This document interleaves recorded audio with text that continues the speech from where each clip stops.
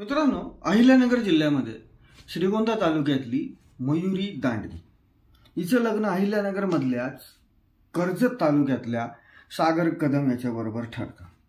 डिसेंबर महिन्यामध्ये घरचे दोघांचं लग्न ठरवतात। सुपारी फुटते।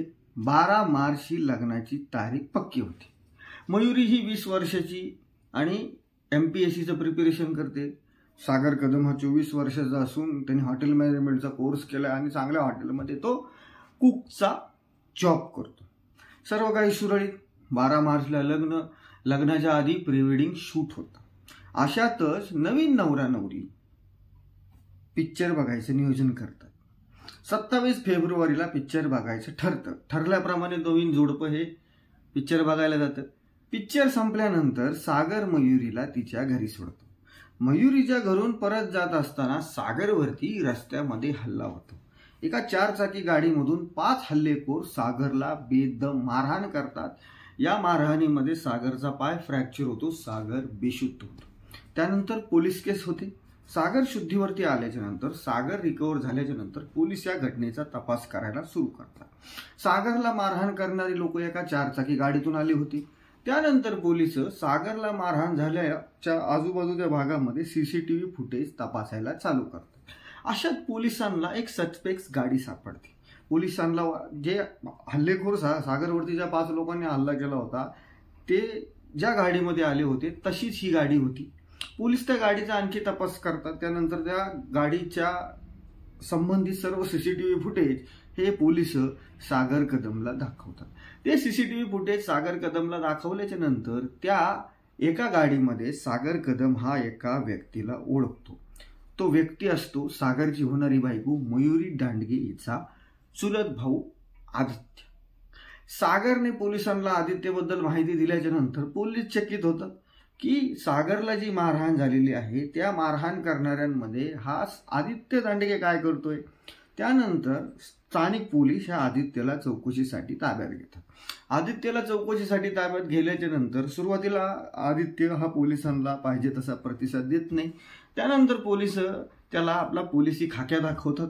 आदित्यचा चांगला पाहुणचार केल्याच्या नंतर हा आदित्य पोपटासारखा बोलायला सुरू होतो आणि आदित्य जे स्टेटमेंट पोलिसांना देतो त्याच्यानंतर पोलिसांच्या पायाखालची जमीन सरकते।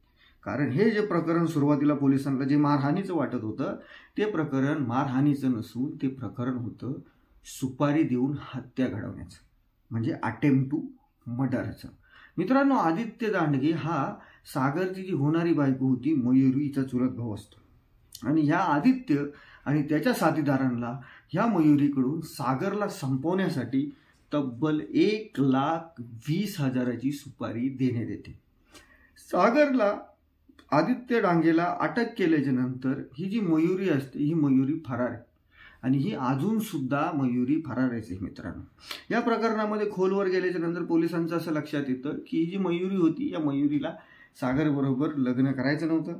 सागर तिला पसंत नव्हता, म्हणजे प्री वेडिंग शूटपर्यंत पसंत होता, पण प्री वेडिंग शूट झाल्याच्या नंतर सागर तिला पसंत नव्हता, है ना।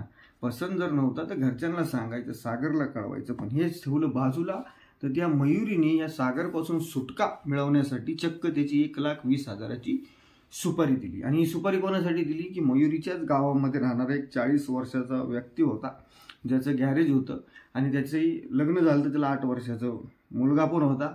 त्या व्यक्तीसाठी ह्या मयुरी नावाच्या पोरीने या सागर कदम ह्या मुलाची सुपारी दिली।